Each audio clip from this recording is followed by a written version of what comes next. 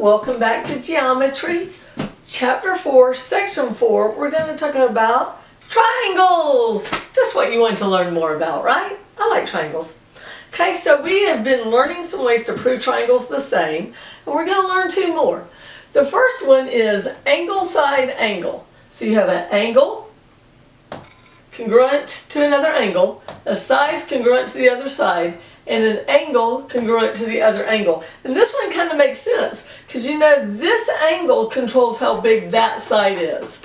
So, and this angle controls how big that side is, and this angle controls how big this side is. So if these three things are congruent, everything's congruent. If that didn't make sense, don't worry about it. All right, so this is angle side angle. It is two angles with the side that's in between them that's included are congruent. This one is angle side side. It's the same thing, but it's actually the side that's not between them. So two angles and then a side not between them. These are also congruent triangles. That's enough to prove it. All right, so let's see with this one. Do we have enough to prove these two triangles are the same? We have an angle and we have a side. Is that enough? No, but we actually have more than what we've marked because of dun-dun-dun, chink, vertical angles. These two are also congruent. Because remember vertical angles? So this is angle, angle, side. Oh, look, I wrote it the wrong way. Angle, I was like to say, no, angle, angle, angle, side. Okay, angle, angle, side. I had written angle, side, side, but remember I told you yesterday we cannot have angle, side, side because it spells a bad word and we'd laugh about it, but also it doesn't work. When I was teaching my kids to read, they were reading from a little Amish reader, and they would have them read that word, and I would always laugh, because to them it's just a donkey. All right, so we can't have donkeys on the board. It's angle, angle, side. And so this is angle, angle, side. I don't know why I wrote the wrong thing. Anyway, okay, how about this one?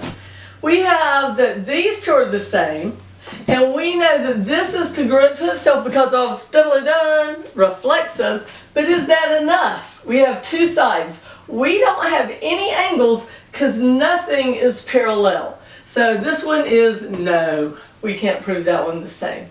Okay, let's look at this one. Okay, this one we have two parallel lines.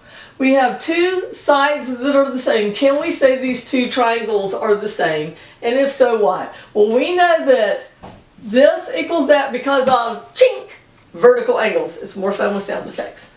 Okay, so now we have a side and an angle. Do we have anything else? Yes, we do.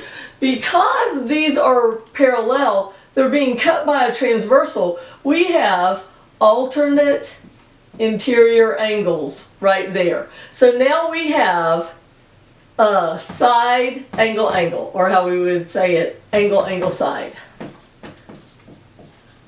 Okay, and we could also, this one is also congruent to that one because it's also parallel lines cut by a transversal. Now, angle, angle, angle doesn't work. It's got to have this side because the angles of the triangle, if you think about it, could be exactly the same, but the triangle would be bigger or smaller. They would be similar but not congruent.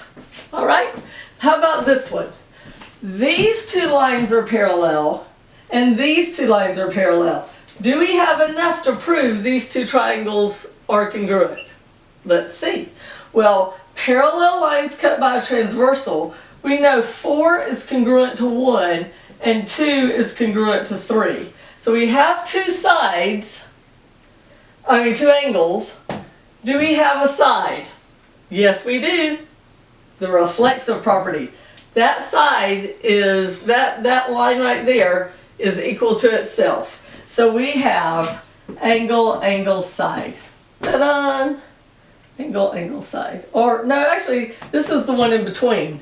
So this one is angle, side, angle, because it's the side is in between the two angles. All right, and that one it was angle, angle, side. That one's right. That one's no. And this one is angle, angle, side. Yep, we got them all. All right. I think these are really fun and easy. And what I've found is for most kids, once they start doing the proofs of the triangles, proofs start making sense. So if up until this point, if proofs didn't make sense, don't worry about it. You're going to be okay. All right. Study the examples in the book. This is the book we're working through. Look at them carefully and make sure you understand it. And I'll see you next time. Math is great.